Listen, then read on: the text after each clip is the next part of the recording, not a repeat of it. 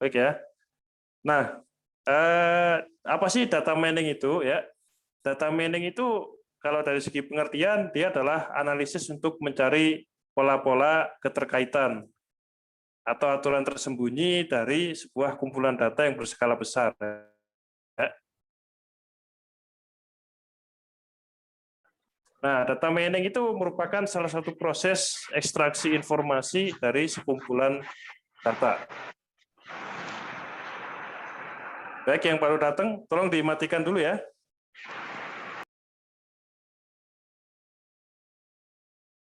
Oke.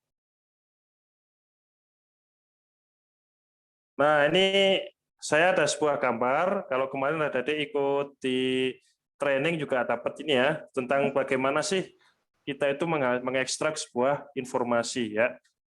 Karena kalau misalnya adik-adik dari semester 1 sampai semester 5 itu belajar tentang antarmuka, itu lebih bersifat ke arah CRUD ya, misalnya insert, update, delete, sama membaca sesuatu. Nah, sekarang muncul pertanyaan adik-adik. Kira-kira mau kita apakan data yang berjubel itu, yang mungkin kira-kira bergigabit ya. Kalau praktikum kan cuma kilobit ya.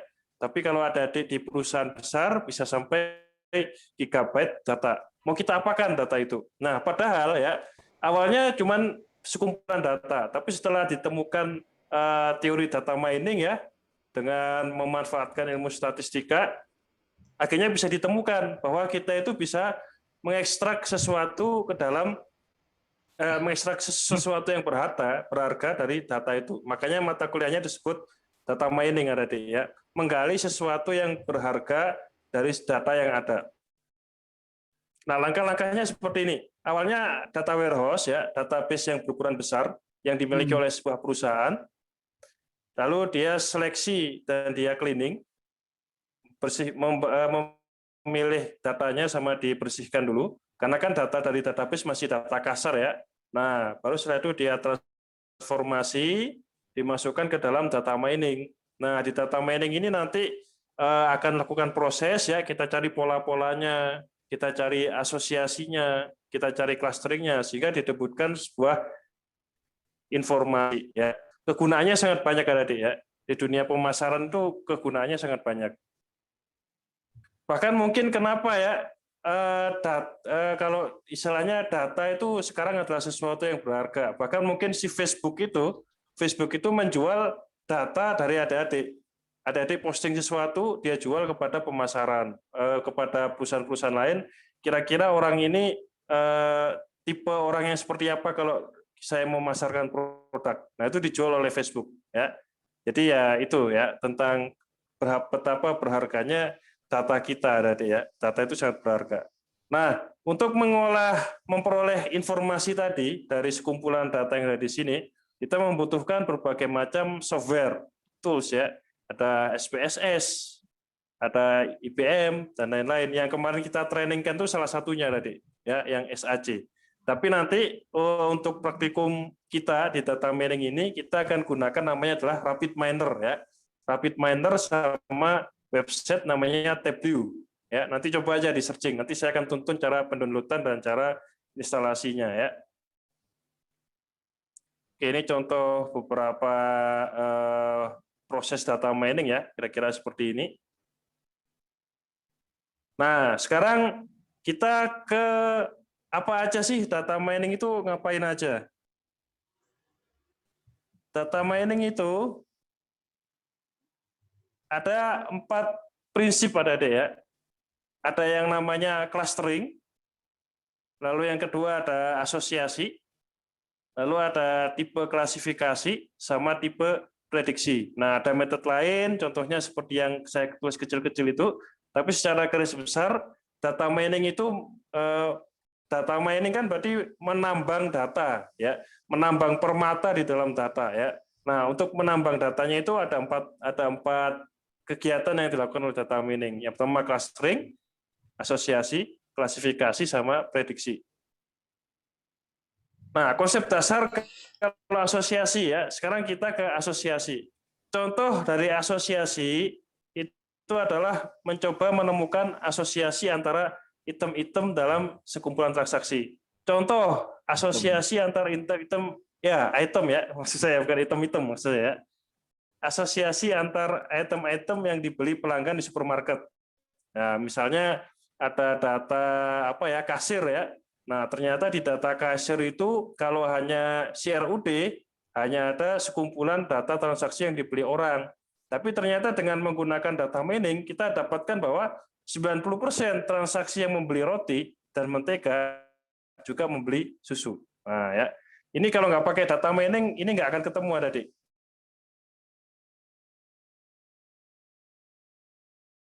Kalau nggak pakai data mining nih, 90% transaksi nih. Ya.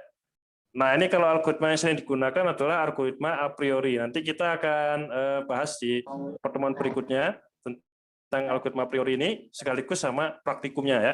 Jadi mata kuliah ini mata kuliah setengah praktikum, setengah teori ya.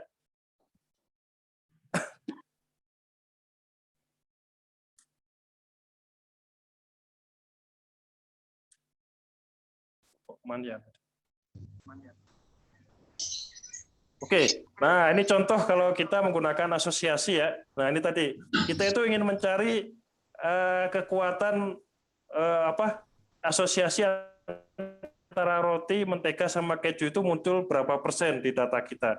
Dan juga misalnya orang membeli bawang sama tomat, ya ternyata itu kuat dugaan bahwa dia pasti juga akan membeli garam. Nah ini contoh nih. Kalau ini orang membeli roti, kuat dugaan dia juga akan membeli mentega sama keju. Nah itu kalau asosiasi ya. Jadi keterkaitan antar item ya seperti itu. Contoh di Amerika itu seperti ini tadi ya. Digunakannya itu kenapa di Amerika itu tempat bir minuman keras itu ya selalu berdampingan dengan tempat popok bayi ya. Padahal kan nggak ada kaitannya ya. Ngapain orang sebuah bir dekat sama tempat bayi, selalu berkaitan itu etalasenya. Itu dapat dari mana? Ternyata didapat dari asosiasi ini. Orang menganalisa data yang didapat dari data yang didapat dari kasir, ternyata 90% orang membeli membeli bir, pasti dia membeli popok. Nah, begitu dianalisa, ternyata misalnya dalam kebudayaan Amerika itu ternyata kalau orang itu membeli sebuah bir untuk menonton softball, dia pasti dititipi oleh istrinya gitu ya. Tolong nanti ketika kamu beli bir untuk acara nonton softball nanti malam, tolong sekalian juga belikan popok untuk bayi kita. Nah, akhirnya karena terjadi asosiasi yang sangat kuat tadi, akhirnya tempat bir sama tempat popok itu selalu dijadikan berdekatan, Adik-adik. Itu contoh dari konsep dasar dari asosiasi. Oke, mohon maaf, ada yang masih belum di-mute? Oke ya, ya semuanya di-mute dulu ya. Nah, ini contohnya ya, kalau di asosiasi itu ada konsep support sama confidence ya. Nah, ini ada, kalau support itu adalah persentase transaksi yang mengandung P dan Q dengan total transaksi yang ada di D ya. Kalau confidence itu persentase transaksi yang mengandung P and Q dengan total transaksi yang mengandung P saja. Saya ambil contoh ini tadi ya. Oke. Ini ada sebuah angka seperti ini ya. Coba kaitkan antara A sama C. Berapa kali di sini muncul angka A sama C tadi? Jadi ada di sebuah supermarket ya. Di sebuah supermarket itu ada pembelian item seperti ini. Sekarang analisa kalau rule-nya seperti ini. A sekaligus membeli C ya. Berapakah 50% itu dari mana? Coba di sini. Ini kan ada 4 kali kejadian ya. Yang ada A sama C-nya berapa nih? Yang ada A sekaligus C. Ada berapa kejadian? 2 ya. Makanya 2 bagi 4 sama dengan 50%. Nah, kalau confidence-nya support A terhadap C itu berarti di sini 6,67 ya.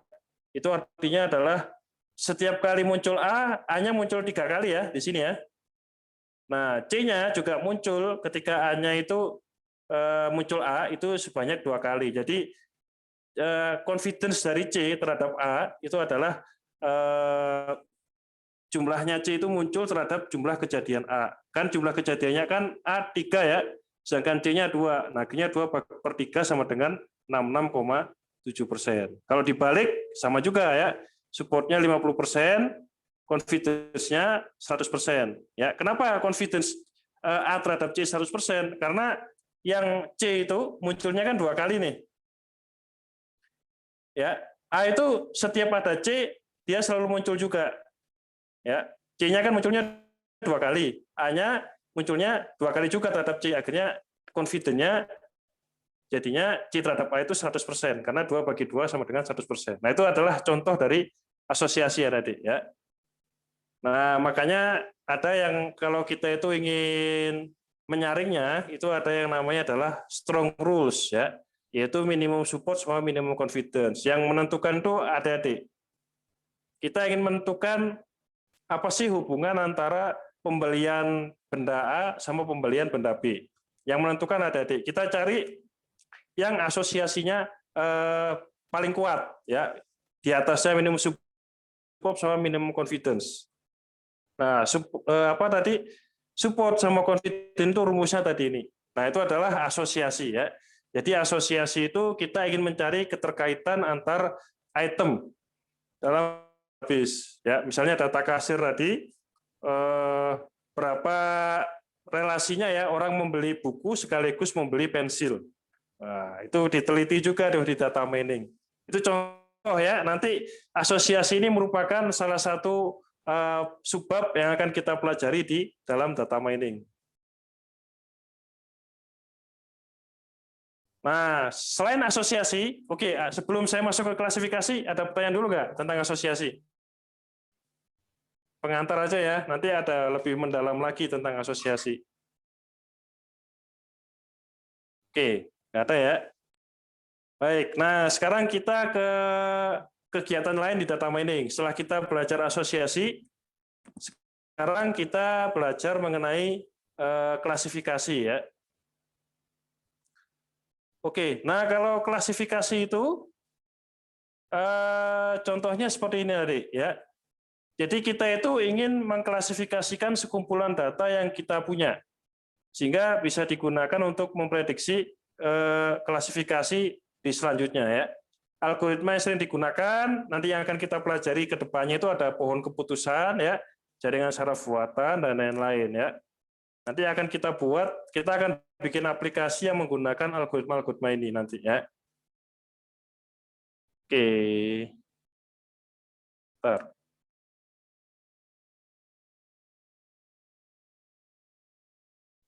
Nah, ini caranya untuk melakukan klasifikasi.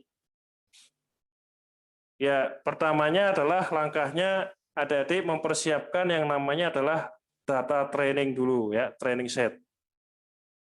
Oke ya, setelah menemukan data training, baru adik-adik mencari model dari training set tersebut ya. Kalau adik-adik kemarin ikut training yang saya sama Pak Firman, pasti kan udah kenal istilah model ya. Jadi model itu adalah sebuah data sebuah algoritma yang diekstrak dari data tersebut. Nah, setelah kita training datanya, kita kasih model, baru kita tes set adik-adik.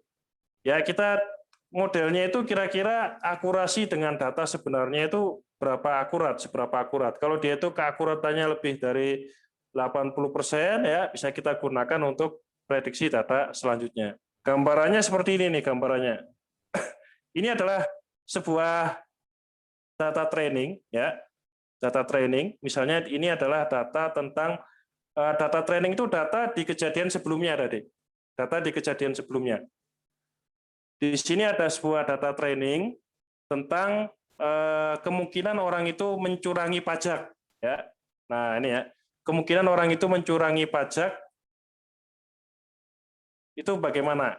Nah, kalau yes itu adalah dia mencurangi pajak, kalau no itu dia tidak mencurangi pajak. Nah, sedangkan ini refund, marital status sama taxable income itu adalah atribut-atribut di database ya. Jadi misalnya ini ya, ternyata orang yang pengguna pertama dia refund-nya yes ya, ternyata dia marital statusnya single, taxable income-nya 145.000, dia adalah orang yang tidak mencurangi pajak. Nah, ternyata ada juga di sini refund-nya no, marital statusnya itu dia bercerai, taxable income-nya 95.000, ternyata dia adalah orang yang mencurangi pajak. Yes. Nah, ini semua ini adalah data-data dari kejadian sebelumnya yang dikumpulkan oleh para petugas pajak. Nah, ini yang dijadikan sebagai training set. Diambil dari sekumpulan data, dipilih ya, dijadiin training set. Training setnya itu nanti dimasukkan ke Rapid Miner. Ke Rapid Miner, ke kemarin apa yang software SAC ya, yang saya trainingkan itu. Nah, itu dimasukkan ke dalam software data mining. Sampai akhirnya machine learning-nya itu membentuk sebuah model atau algoritma ya, algoritma pohon keputusan lah. Pohon keputusannya itu lahir dari mana model ini? Dia lahir dari data training yang dianalisa oleh si machine learning ini tadi. Akhirnya terciptalah sebuah model, sebuah pohon keputusan ya. Nah, pohon keputusan tadi itu nanti akan diakurasi oleh dataset. Nah, ini ada dataset nih. Dataset, jadi kalau ini kan training set yang dipilih dari dataset, nah datasetnya itu nanti digunakan lagi untuk mengetes kira-kira akurat nggak data ini. Saya ambil contoh berikutnya seperti ini tadi. Nah, setelah terbentuk model seperti ini ya, kalau diklasifikasi itu, nah ini akhirnya diprediksi. Jadi ini dataset yang data sebelumnya atau test set tadi, dia dibandingkan sama hasil prediksi model. Ya, ternyata ini cocok ya, yes, no, no, no. Nah ternyata dia missingnya di sini tadi, missingnya. Ketika ini refund single 40.000 ya, ternyata cheat-nya itu dia adalah termasuk orang yang mencurangi pajak. Tapi ternyata hasil prediksi modelnya itu ternyata dia bukan orang yang mencurangi pajak. Nah ini kalau seperti ini keakuratannya menjadi 85% ya, semuanya benar semua, 6-nya benar semua kecuali satu kejadian ini. Tapi yang namanya model ya, yang namanya algoritma itu tidak bisa 100% ada di. Kalaupun 100% bisa itu kebetulan ya. Tapi nggak ada yang bisa 100%. Nah, walaupun dia ada errornya seperti ini, akuratannya masih tinggi 85%. Ya bisa digunakan untuk memprediksi sesuatu ya. Jadi begitu ada seorang warga baru ya yang punya kasus seperti ini, ya ternyata dia refund-nya adalah yes, marital statusnya divorced dan taxable income-nya 150.000 dimasukin sama petugas pajak itu, kira-kira orang ini bakal mencurangi pajak nggak kira-kira gitu ya. Nah ternyata model prediksi hasilnya mengatakan orang ini kayaknya orang ini akan mencurangi pajak, hasilnya yes. Nah, itu prediksi ya. Ini kalau dibuat skripsi macam-macam ada deh ya. Mahasiswa saya ada yang bikin skripsi prediksi tepat waktu kuliah. Nah, ada juga ya. Dia memprediksi dari data-data sebelumnya, misalnya IPK-nya, terus semesternya dan lain-lain. Itu dia teliti. Ada juga yang memprediksi tentang jumlah kelas. Nah, itu dari sini. Jadi dia bentuk data training dulu, dia kumpulkan data-data KRS sama data-data KHS di semester-semester sebelumnya, dia training sampai akhirnya membentuk model. Nah, ternyata begitu dia akurasi sama data yang sebenarnya ya, sama data sebelumnya diakurasi sama hasil prediksi modelnya ternyata cukup tinggi. 80% tadi ya. Nah, akhirnya si anak yang skripsi tadi itu akhirnya membuat aplikasi dengan model yang tadi, yaitu untuk memprediksi kira-kira kalau anak ini semester 1 sampai 5 itu IPK-nya di bawah 2, kira-kira lulus tepat waktu nggak? Nah, ada juga yang skripsi seperti itu. Ada juga yang bikin skripsi tentang prediksi pengambilan kelas. Nah, itu ya. Seperti itu tadi. Itu adalah tentang klasifikasi ya. Klasifikasi sama prediksi itu seperti itu ya. Langkahnya tadi adalah training, kita training datanya, lalu dites keakurasiannya dengan data sebelumnya. Ini training set, ini data set ya, test set maksud saya, ini test set. Nah, begitu sudah akurasinya tinggi, digunakan untuk memprediksi. Dia masukkan pakai rumus, pakai bahasa PHP misalnya gitu ya. dengan menggunakan algoritma yang dia bangun tadi. Nah, itu adalah contoh klasifikasi ya. Nah, ini kalau gitu dia meramal dong, Pak. Anak-anak yang skripsi yang tadi tuh. Jadi ahli peramal dong. Salah ya. Klasifikasi dan prediksi mungkin bagi sebagian orang disebut sebagai ilmu nujum. Ilmu hitam untuk meramal ya. Padahal ya ilmu nujum itu kalau kita dari Al-Qur'an itu berasal dari setan yang mencuri kabar dari langit ya. Itu musyrik dan diharamkan dalam Islam. Ya, yang mengetahui takdir manusia dan hal gaib itu hanya Allah. Jadi kalau ramalan ini kita skip ya, jangan dipelajari. Lah, prediksi itu apa? Klasifikasi atau prediksi itu apa?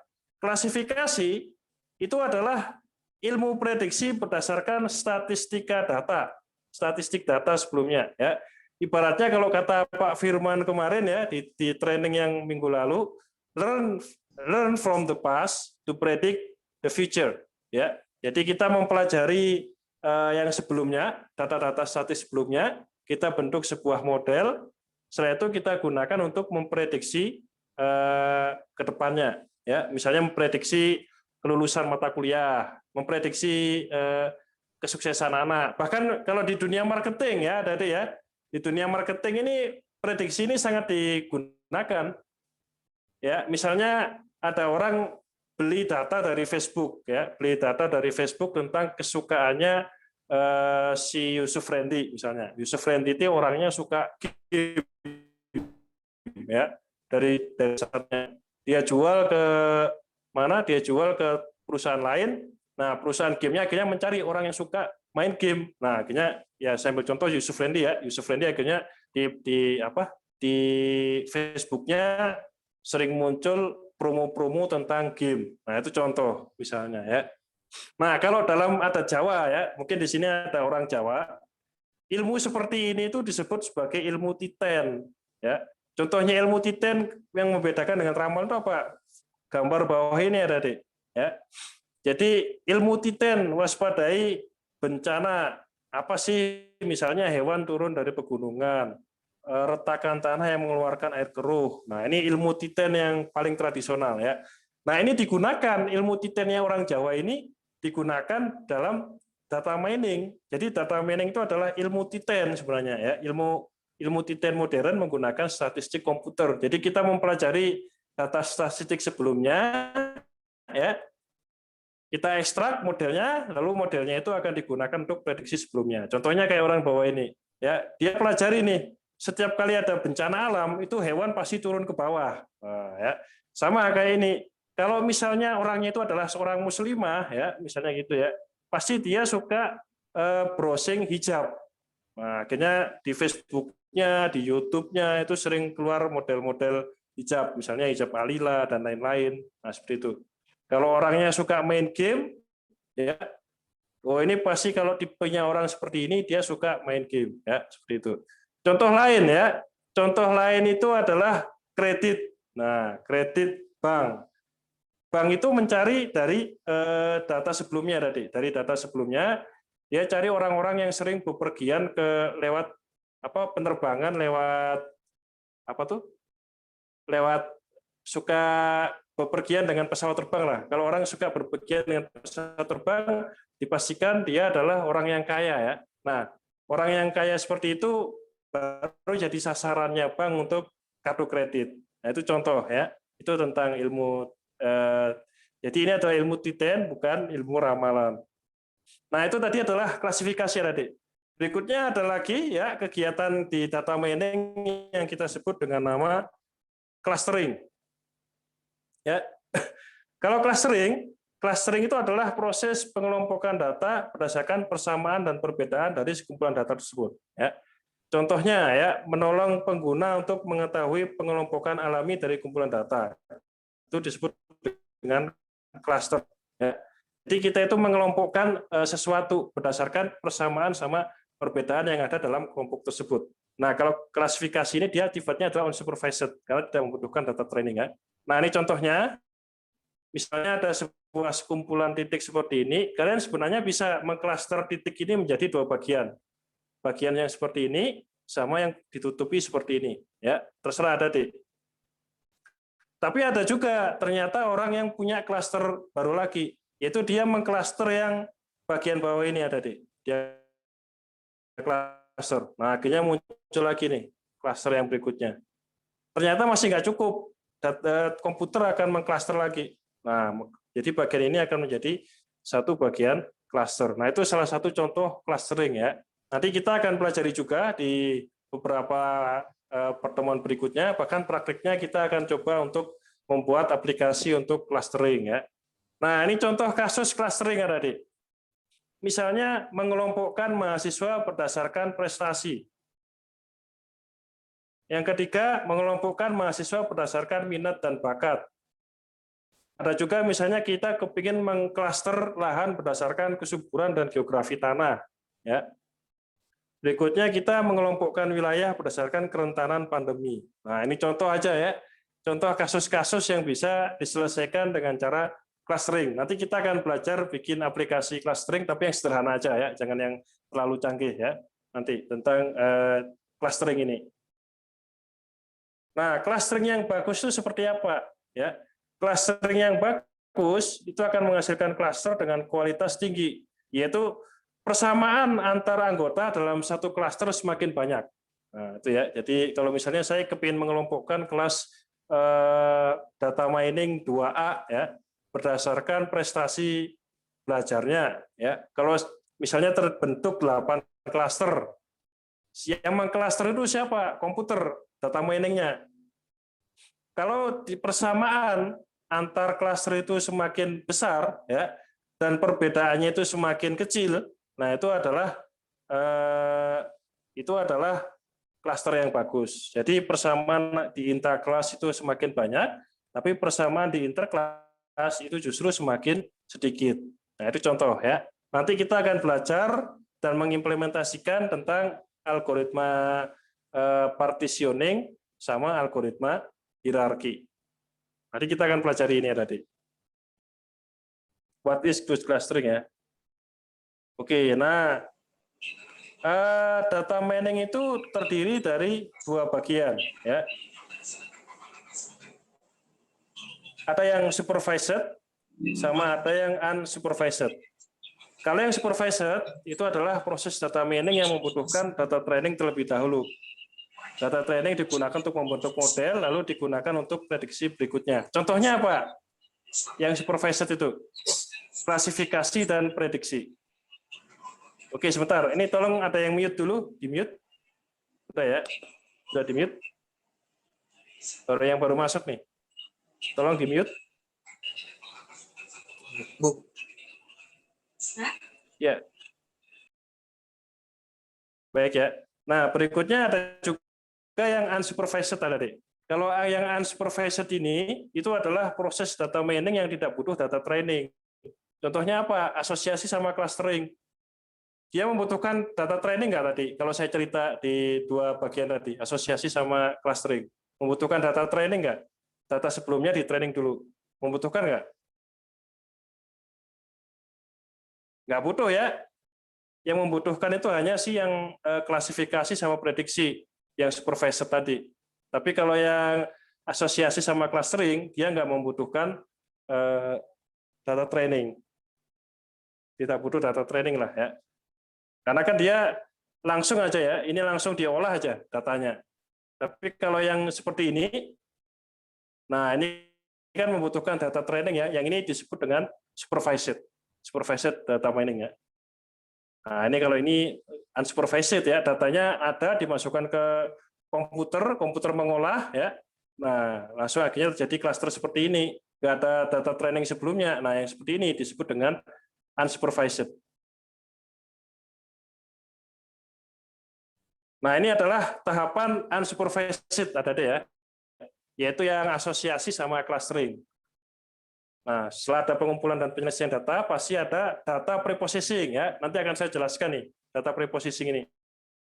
Baru datanya dianalisa, setelah itu muncul yang namanya adalah informasi. Tapi ada juga kalau yang dia adalah supervised. Nah, kalau supervised dia ada data tambahan sebelumnya. Setelah data dikumpulkan dan diseleksi, baru ada preprocessing. Baru setelah itu dibentuk modelnya dulu melalui data training ya, lalu dievaluasi keakuratan modelnya seperti apa, baru model siap digunakan untuk diprediksi. Setelah dibentuk model, evaluasi, baru bisa digunakan untuk prediksi ya. Oke, itu tadi adalah antara unsupervised sama supervised. Kira-kira persamaannya di mana, Adik? Yang menyamakan antara unsupervised sama supervised tahapannya. Kalau supervised ini ya, unsupervised ini. Tahapan apa yang muncul di dua-duanya? Dua tahapan awal, Pak. Ya, data preprocessing ya. Data preprocessing. Oke, contoh data preprocessing, contoh kalau ada adik kemarin ikut training itu ngapain aja saya? Sebelum saya masukkan data Excel ya. Data Excel saya upload ke dalam software data mining.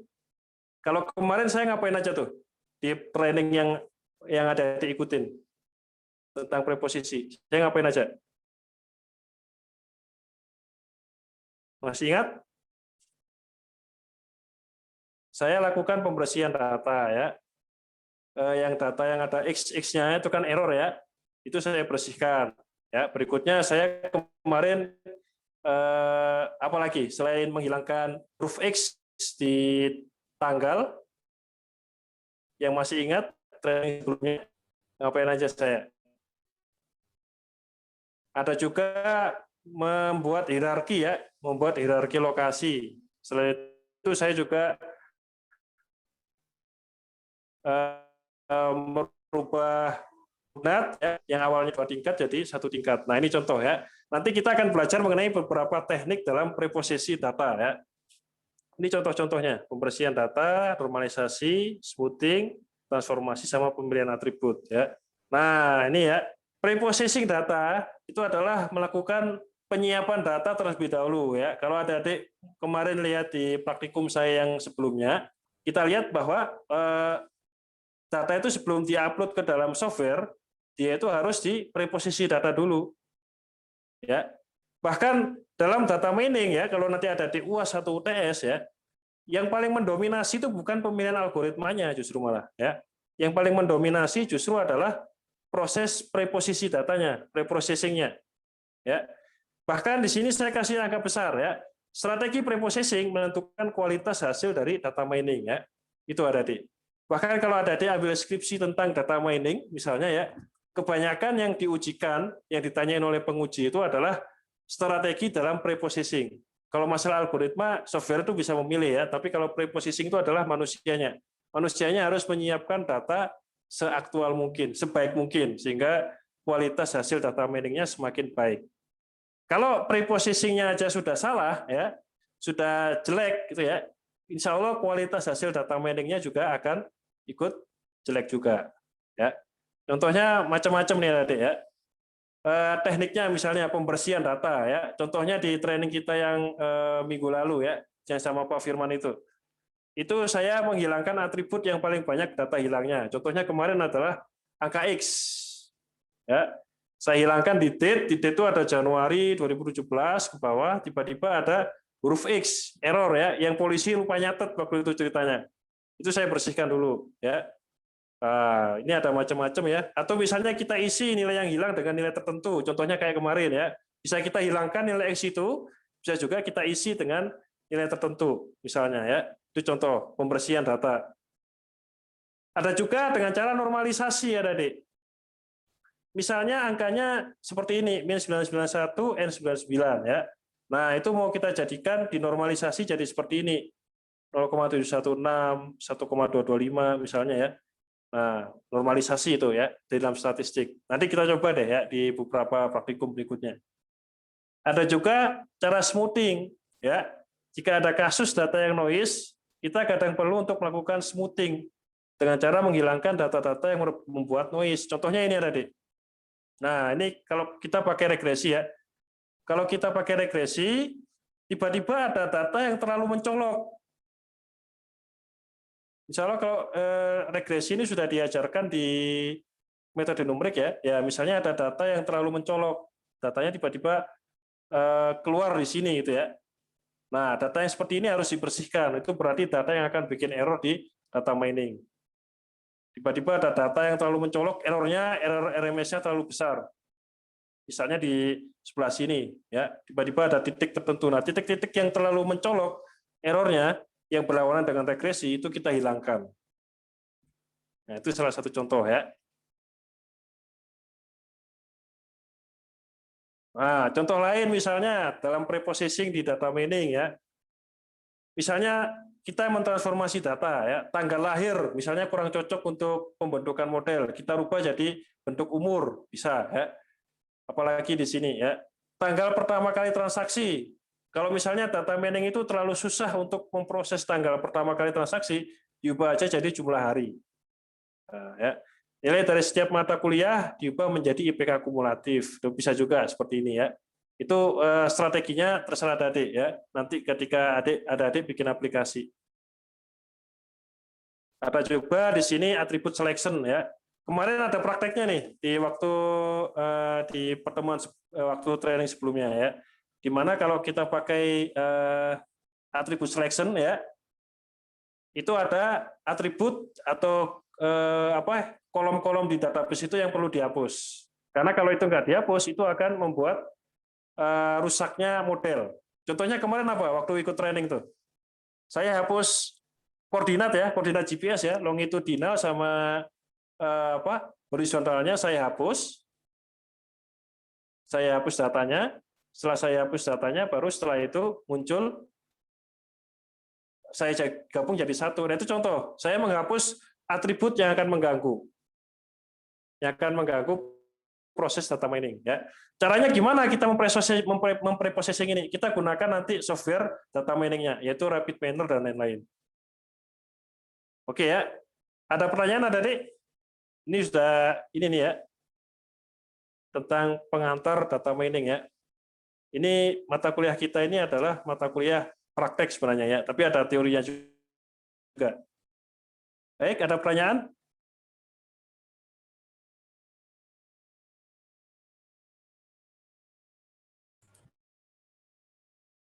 Mau tanya Pak? Kalau nggak ada, ya gini aja. Ini kan kurang 1 menit nih. Kita sambung di Zoom berikutnya ya.